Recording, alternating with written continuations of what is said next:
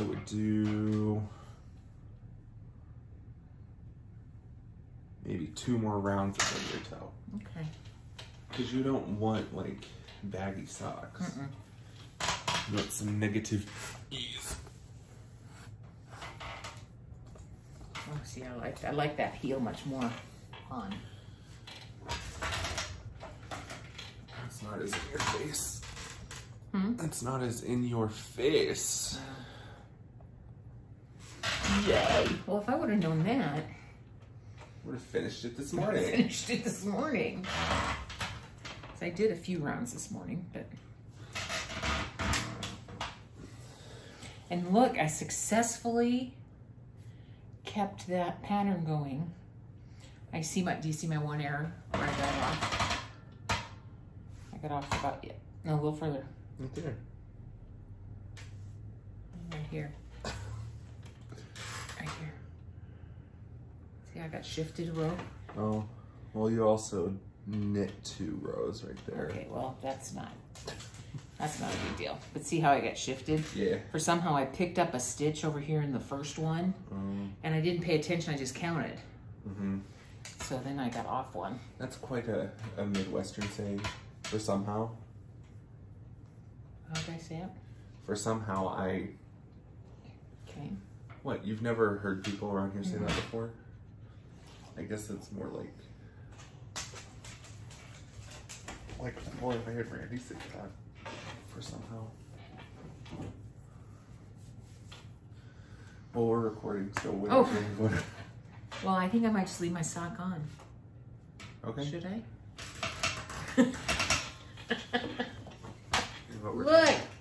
Look. More to come. So then I'll probably take it off since they saw it on. Do whatever you want. Okay. Hello. Hi. Guys, gals, non-binary pals. My name is Caleb and welcome to episode 11 of the Caleb Knits podcast. We're so glad you're here. Is this 11 or is this 12? 12. What did I say? You said 11. I meant 12. I thought 12. You said 11. Okay. All right. I'm so glad you're here. Well, who are you? I already said who I am. My name's Caleb. Hi, Caleb. My name's Bonnie, but you can call me Mom because that's what he calls me. Very good. Where you can find us on Instagram and Twitter, you can find me as Caleb9513. On Ravelry, you can find me as Caleb Jeffrey 13. And on Ravelry, you can find me as Austin Bonnie 1, as well as Instagram, Austin Bonnie 1. And on Twitter, I am Bonnie Austin 18. Very good. I'm getting better at remembering that. You are. Quick note, this week's episode will be a shorter one. We've got quite a bit of life going on right now.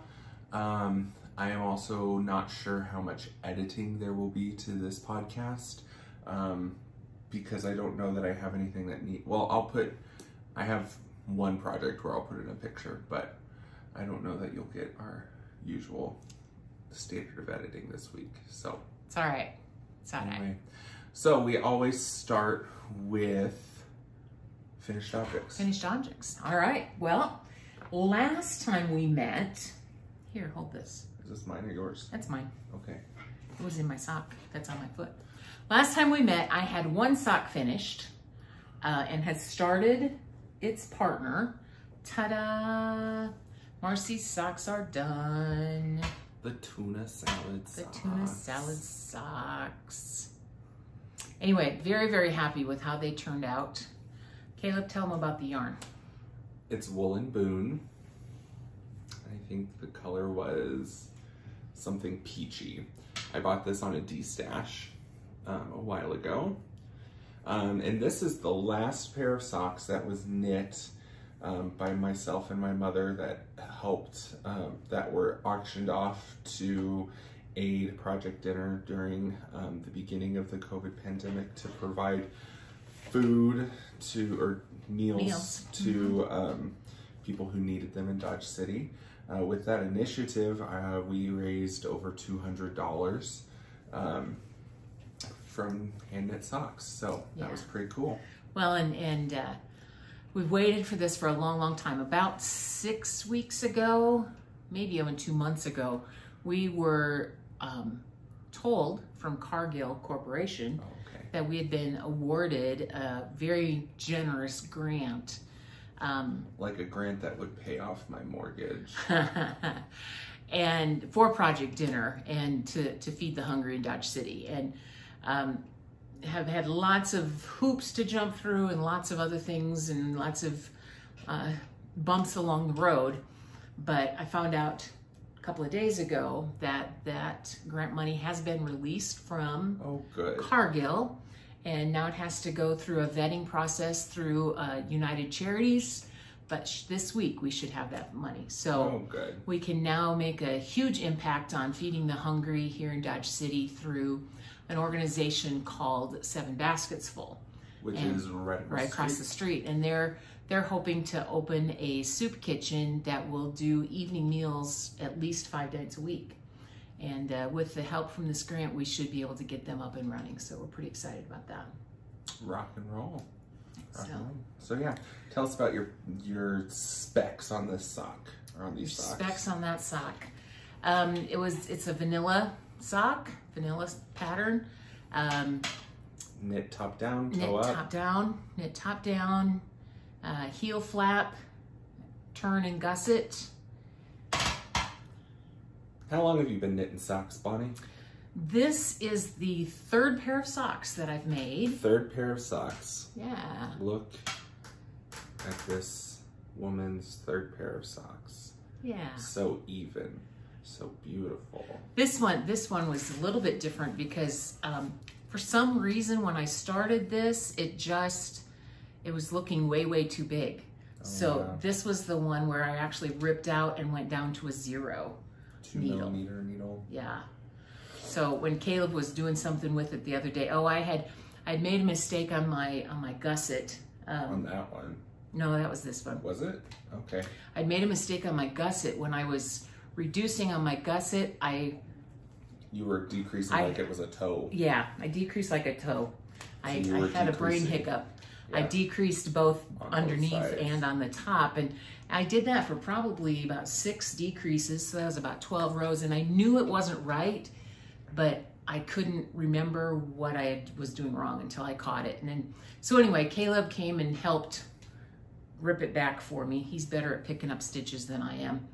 And I had to kind of chuckle because his comment was, so how do you like knitting on toothpicks? Because this isn't a 0, this is a 1. Because that's the sock that I'm working on now. I went back to a 1. Yeah, I knit on 1.5s for socks, so this was, I'm afraid I would bend them in my hands. Yeah. So anyway, I'm really happy. I hope Marcy likes them. I think she will. I think she will too. I think she will. So, all right. Another finished object is look, it's a little gift basket. Cute. Gift bag. And actually this is for my sister, and I will be seeing her this coming week. So this is coming for her. Last time we met, you saw these. These are her fingerless gloves. Knit out of a Debbie Bliss. Debbie Bliss, yeah. Merino cashmere acrylic blend. And she had requested the gloves, and told me the other day that she really wasn't a hat person, even though she lives in South Dakota. You would think in South Dakota she'd wear a hat, but no. So instead, I made her a headband. And this is a twist headband that you knit flat, and then at the end when you attach it is when you get the twist in there. And it's brioche. It's brioche. But it's knit flat, so you're only brioche knitting. Right. You're not brioche purling. Right. And I've made several of these, and after making a couple of these, Caleb said, you should brioche more. So I tried a brioche hat, but on that you had to brioche knit and brioche purl. Which is not hard. You just have to be cognizant of the transition is where I struggled a lot. The new row. So when I was doing this, I'm like, oh, Caleb, this is so much easier when I can just brioche knit and go back and forth. and not have to worry about the purl I part. think you might be ready to try again. I might. I have some super bulky that... I still have other super bulky from your house. I still have 2 balls of that green. Oh, but this is softer and prettier. Okay. All right. Anyway, so here's headband. And then, of course, I had a little bit of yarn left. Actually, I had almost a full skein left. So I was like, 90 yards. What could I do with 90 yards? So I decided I wanted to make her just a little, not a cowl, because she's kind of like me. She doesn't have much of a neck. But I wanted to make her just a little scarf that she could wear when she goes outside in the cold and you just need to protect that neck. So I was working on a little scarf and then of course ran out of yarn. So I decided to go look at my stash and see what I had. We'll talk about this pattern first. It's a rib. It's a rib with a cable. It's a rib with a cable in the center, except it cables for a while and then it goes no cable and cables and no cable. How the pattern is designed is in one of your sets of no cables, it actually is a split. And then it's designed that as you bring it around your neck, one side tucks into the other side like that. Mine wasn't gonna be that long, so I used I did the slit technique as the buttonhole and then put a button on it. That's from your cardigan. And that's from my cardigan. I had 2. Okay. I didn't take it off my cardigan. Okay. It was in my stash.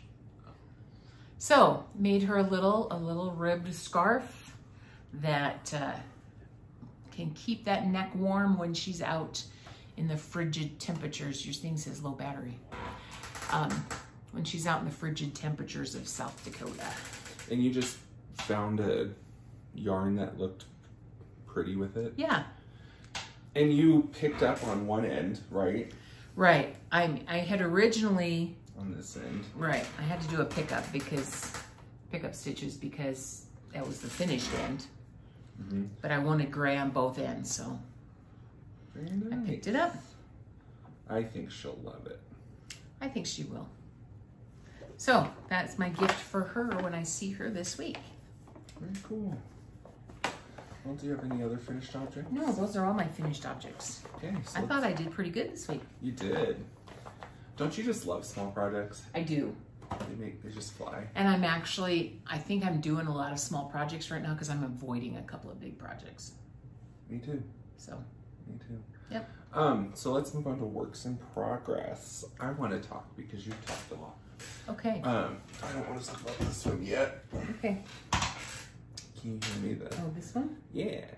So I actually lied to y'all, and this was started last time we podcast, but it was just the cuff, and I now have a whole sock. So I have a good friend who loves my hand knit socks. I hate this chair. And what she'll do sometimes is she'll just send me like $100 and say, knit me a couple pairs of socks. And I'm like, okay. So that's what this is. This is the Prairie Sock, I believe, by Kay Jones of the Bakery Bears. And if you can see, it's a textured pattern, like a twisted textured pattern. And, ow, that hurts. Sorry. And it's really fun. It's only a 3-row repeat, so it goes by really fast. The yarn is my favorite indie dyer, Cat Sandwich Fibers. Okay. I have the DPNs for this in my ball of yarn, but this is on her glitzy base, which is a sparkly stellina. I don't know if you can see it or not. In the color Peppermint Toads.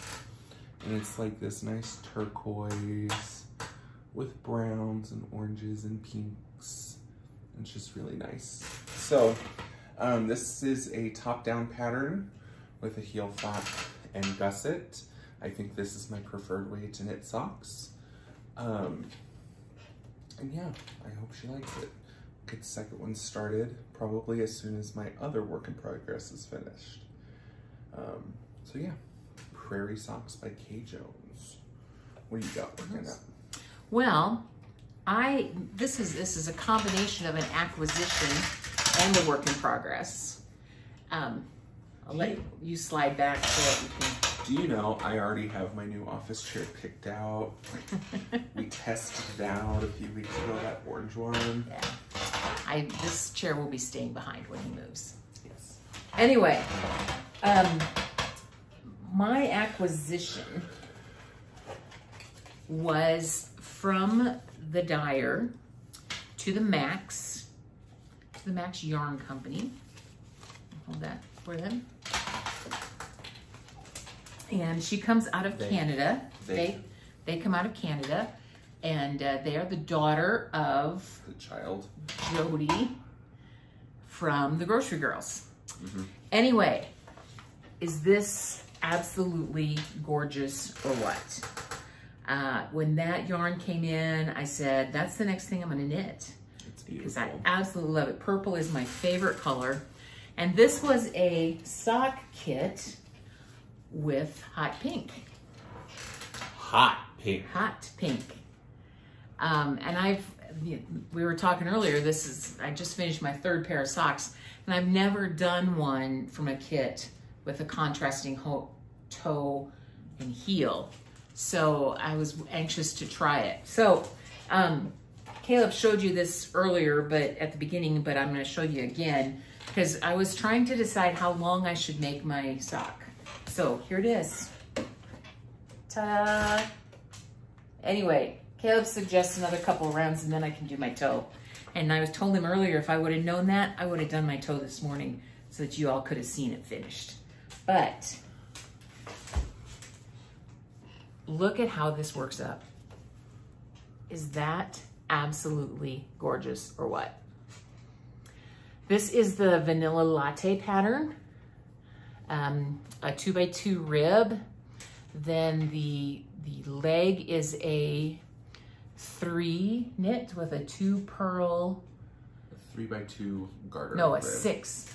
A 6x3. 6x2. 6x2 garter rib. And I tried one of these once before. I'm doing a little better on my garter, keeping track of making sure that I don't get too many rows the same and then I'm going every other. But it's working out pretty well. Maintaining the pattern. Yeah. And what is the yarn color? Oh, you remember better than I do. Well, it's not on the label. It's like eggplant, but I don't know how to say it. When she ordered it, she said, it's Abergini. Abergini. He makes fun of me. Do your children make fun of you? Oh. So the colorway is aubergine. Aubergine's fingering weight sock set, 80% merino, 20% nylon. So the aubergine color. The aubergine color. And what is an aubergine? It's an eggplant. And I don't know what the pink is called. I don't know that it had a color name. Anyway, just about done with sock 1. We'll continue and finish up sock 2. Exciting. Exciting. I didn't know that you were knitting that on 1s. Yeah? What'd you think I was knitting it on? 0s, because you had to knit the other one on 0s. No, I wanted to do 1s on this one. Okay. All right. Because I got a little bigger foot, so I was okay with it being a little bigger. We do have meaty heads. Yeah. Okay, your other work in progress? Okay. So this is kind of out of right field. Left field? Left field. I don't play sports. And it is a crochet project. So the other night I was on Ravelry, which I want to take a second to talk about Ravelry. I am currently using Ravelry in the classic mode because I believe that it needs to be accessible for everyone. I am a person who is susceptible to migraines, especially when working on the computer.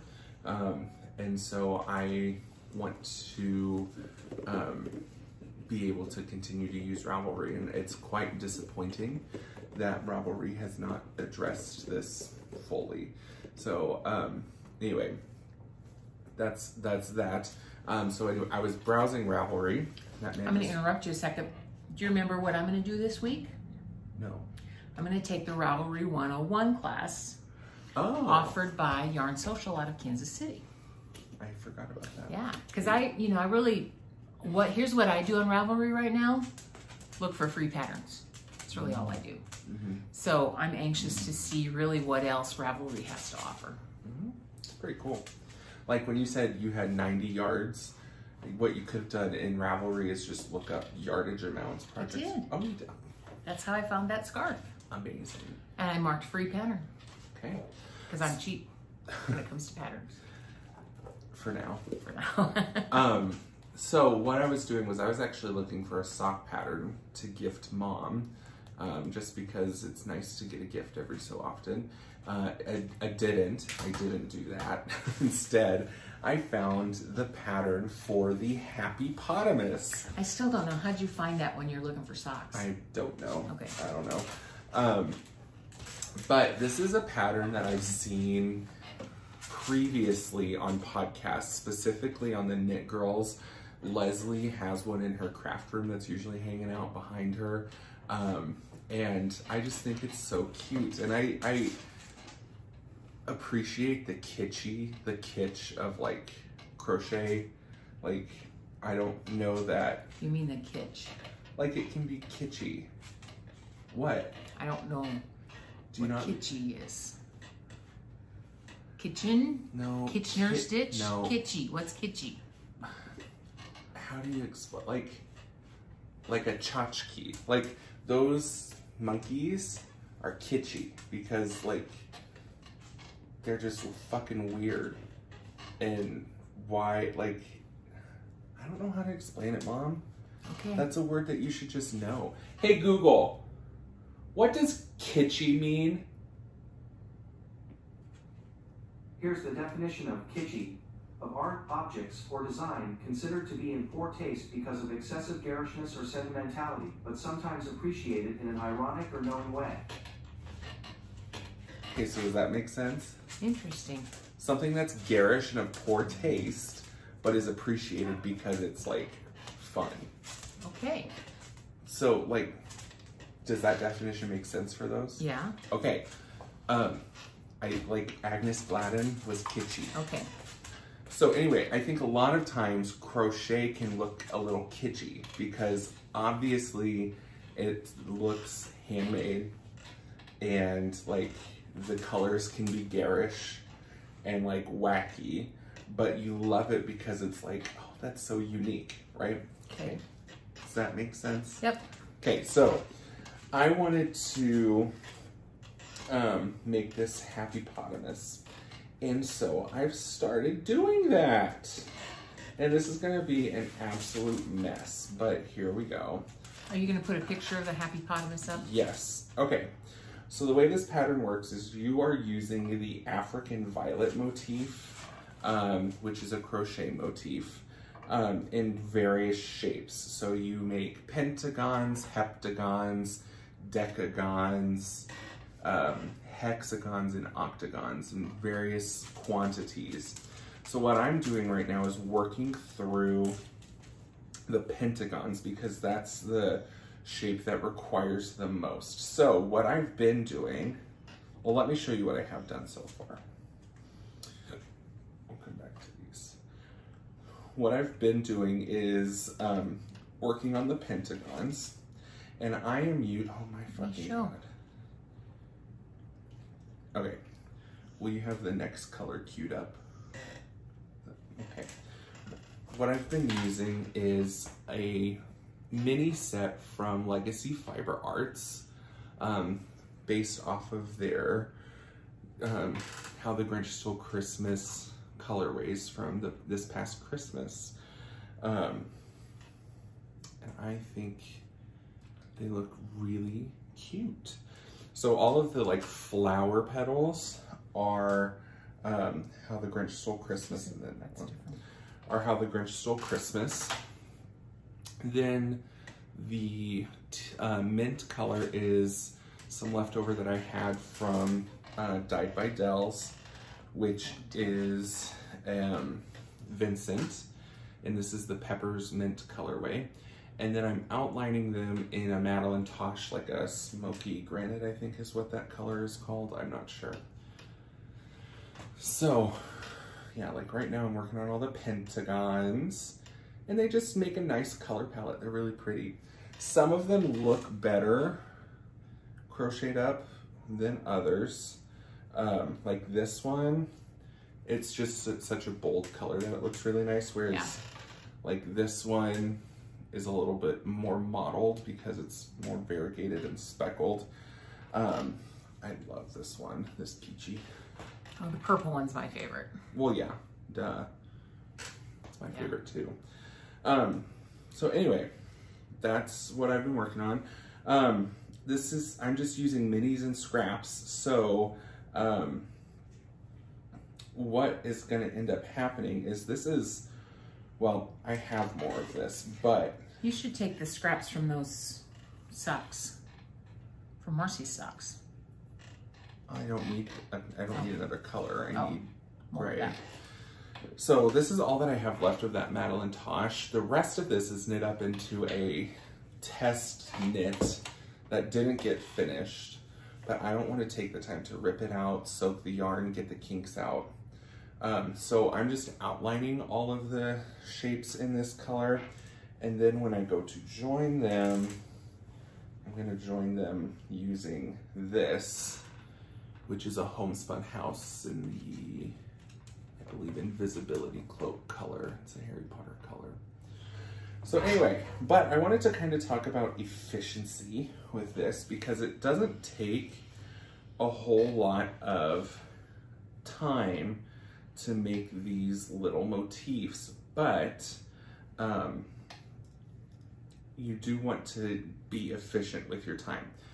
So it's only 1, 2, 3, 4, 5 rows in this pattern, but with how often the colors change, what I've been doing is I've been kind of like batch crocheting, like you would batch sew something. And so what I've been doing is the motif in the 2 colors, and then when I have a significant amount of them crocheted up, that's when I will do the border and just whip them out, because that way I'm not fighting yarns and changing yarns and stopping and that kind of thing. And you have like 6 of these or something? Yeah, so 6 of each color? pentagons, I have 5 of each color, except for the purple one, I have 6, because it's 26. Okay. So I just did 5 of each plus 1 in my favorite color. Cool. So yeah, and that's living in a sock bag from the Fat Squirrel. Where's the rest of them? Oh, right here. In a sock bag from the Fat Squirrel that says, I'm a ray of fucking sunshine, because I am. And I'm not crocheting it with the recommended needle size because I didn't have all that. I just am using what I had, which is a 4mm hook, size G. So yeah, I'm excited to get that going and get that done. I have an idea. It's not going to be for me. I'm not going to keep it, although it's like kitschy and cute. I have a couple of ideas of people it can go to. So. Very good. Yeah. Very good. Do you have another work in progress? I do not, but I do have an acquisition I'd like to share. Oh, tell me about it. All right. This is another one. There's that chair again. This is also a skein that came from Do the Max. To the Max. See how this is a volume dial? Yes, but And it's cranked to the max. I know, but okay. But I didn't have my glasses on, so I couldn't see that. Well, that's what it is. Okay, very cute. There's a mnemonic device for you to remember. Now I will remember that. That's right. Anyway, this is also an 80-20 fingering weight, and I honestly do not remember the color. And Yeah. that's one thing I think I'm going to send Mackenzie a message that says, please put your color on your label. Well, tell them how much you love it. Like, show like a picture of the socks knit up. Yes. And yeah. Yeah. I will. But I'm going to actually just slip this off of here because I want you to truly see this. And I know that they've been having they have an ankle something that goes on with them. Gorgeous. Absolutely dinkin' gorgeous. Purples, pinks, blues. So the way that this is dyed, it's almost like half and half, right? So this will micro stripe. It'll be like this bluey purple with micro stripes of pink. Yeah. On each row. Absolutely gorgeous. What I think I'm gonna do, it's got some speckles in it too through here. Mm-hmm. What I really think I'm gonna do on this is I'm thinking baby sweater. Oh, well then it won't micro stripe. Well, maybe it will. What are you I'm doing? gonna make a scarf. Don't make a scarf. Anyway, but I think those colors would make up really pretty neat as a baby sweater. That would. Because there again, why does a baby sweater have to be pink or blue? Why not make it both? Why not make it both? Exactly. Why not have both? So. Have you seen that commercial? No, I For, don't think so. Oh, it's that mass-produced tortilla shell, hard shell, where they have flat bottoms and regular ones, and it's a little girl that just goes, why not have both? Ah, no, don't think I've ever seen it. Anyway, so that was my acquisition. Love it. If anybody has a great idea of a pattern for me, put it in comments. Let me know what you think I should do. This will be a first for me. It's a fingering weight. Fingering weight, and I have 400 meters. I have 415 yards or 379 meters. Oh, I did not do that well. So, anyway, if you've got some ideas for me, let me know. Super excited to get that started. I will probably, I don't know if I'll start that after my socks or if I'll go back to my rocket tee before I do this. I don't know, we'll see. So, okay, got it good and tight.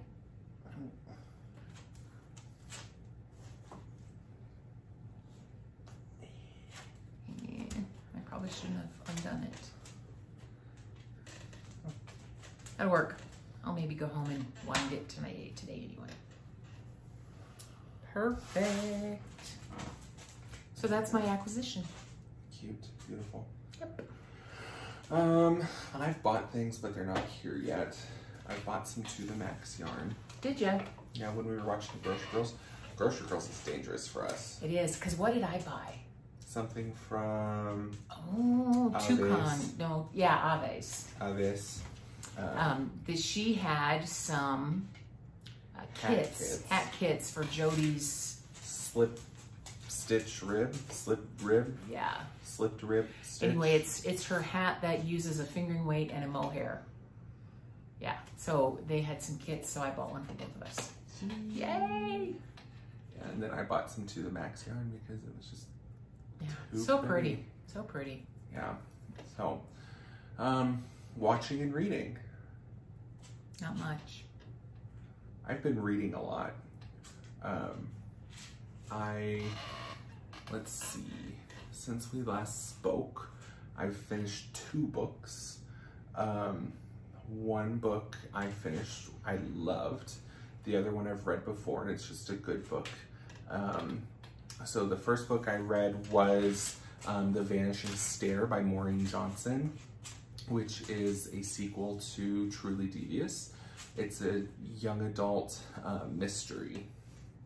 It's actually very good. It takes place in Vermont at a school for prodigious children. So like, I started reading the series when I taught Gifted because the students reminded me a lot of my students, and I wanted to be able to suggest books that they would see themselves in. And it's just really fucking good. Good. So there's a third book that came out about a year ago that is next after I finish another book that I have going right now. The second book that I read, I listened to on audiobook, and it was The Color Purple by Alice Walker. It's one that I've read before, one that I really enjoy. It's a good look into intersectionality when we're talking about feminism, Black Lives Matter, issues of class, and where women stand in communities. Is that, okay, The Color Purple, It's also a movie and a musical. that Oprah was in. Okay. Yeah. All my life I've had to fight, and never did I think that I would have to fight in my own home. Yep. Yep, I've watched it. I love Harpo, but he will not lay a hand on me. That's Oprah. She also pees on a rock in that movie. I don't recall Like that. on the side of the road. She just pees on a rock. Okay. Anyway. I loves me Harpo, but he will not lay a hand on me. Anyway, that's a very iconic monologue. I've read that before. I've never listened to it on audiobook, and so it was just something good to put on. And it's just good to remind us of intersectionality and the importance of it. Right now I'm listening to the audiobook. I started reading this book physically, and I'm just not getting through it fast enough. I'm finding that I enjoy reading the most, I think, on my e-reader, just because I feel like I can make more progress and enjoy it more, because I don't have that sense of, oh look, I have this many pages left, you know. So I'm listening now to the Book of Longings by Sue Monk Kidd, which is what I've been reading. It's the one where Jesus gets married, and it's very good. I just want to be able to finish it and enjoy it, so I got that on audiobook. What book did you just finish that you did a Instagram rant about? The Vanishing Stair. Oh, okay. Yeah, because my friend Paige reads a lot. We read a lot of the same books, especially YA, because we both teach 5th grade. We both love reading, and we both read similarly. And so she has read Truly Devious and The Vanishing Stair. She's so funny though, and I'm the same way. So I have all of that whole series in ebook form. Right. She started buying those. She doesn't like e-readers. She prefers books, specifically paperbacks, which I prefer paperbacks as well.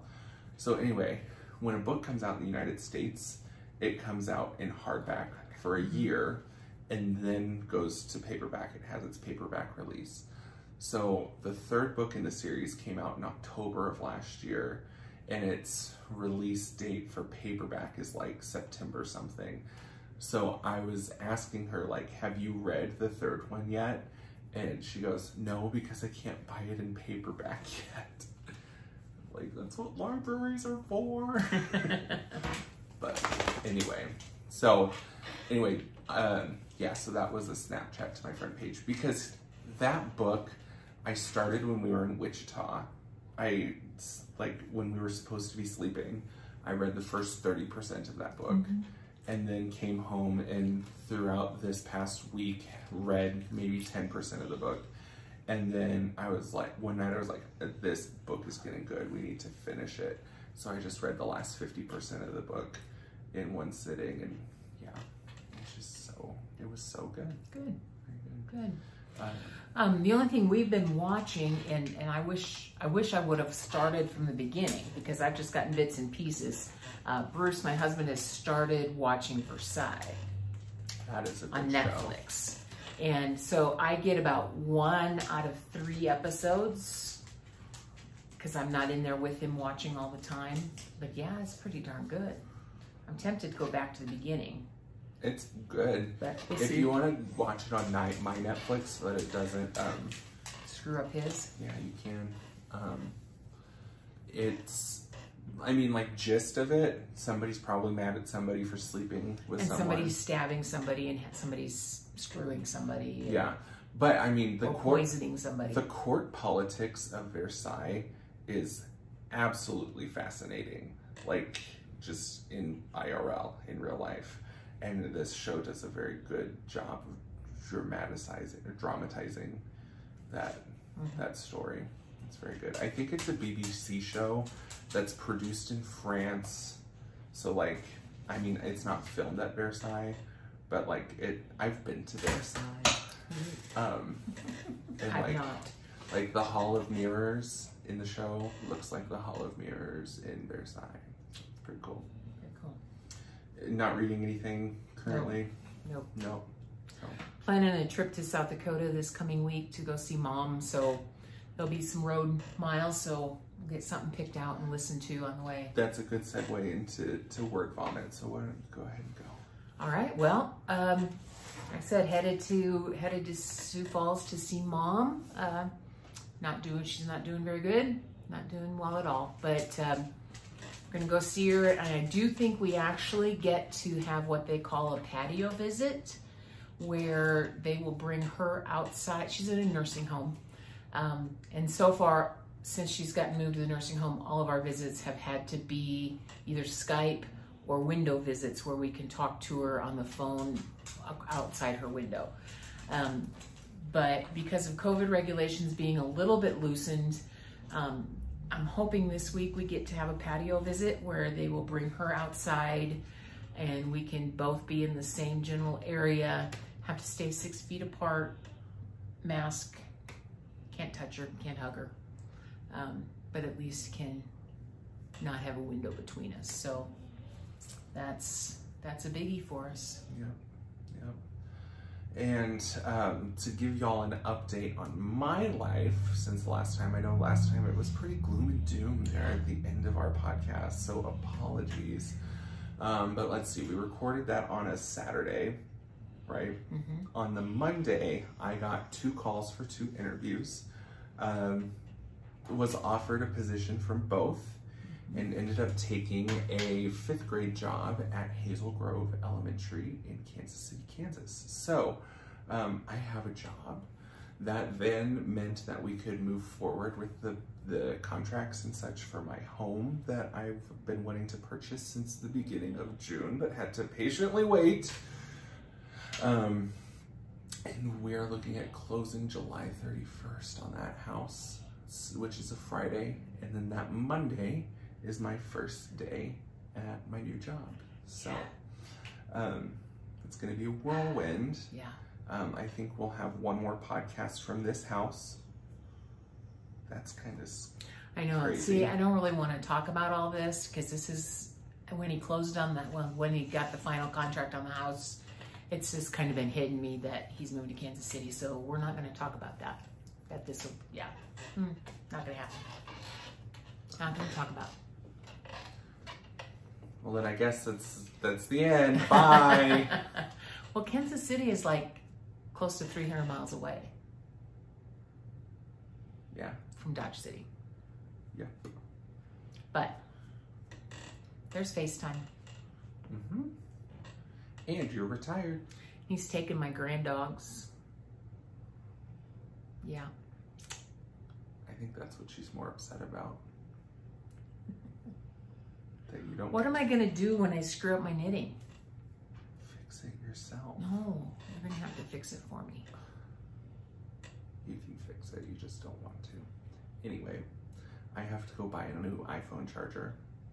And the person who mows my lawn is almost here. So we're gonna go. All right. It has been great to talk with you, and you guys have a great couple weeks, and we'll see you again real soon. Bye. Bye.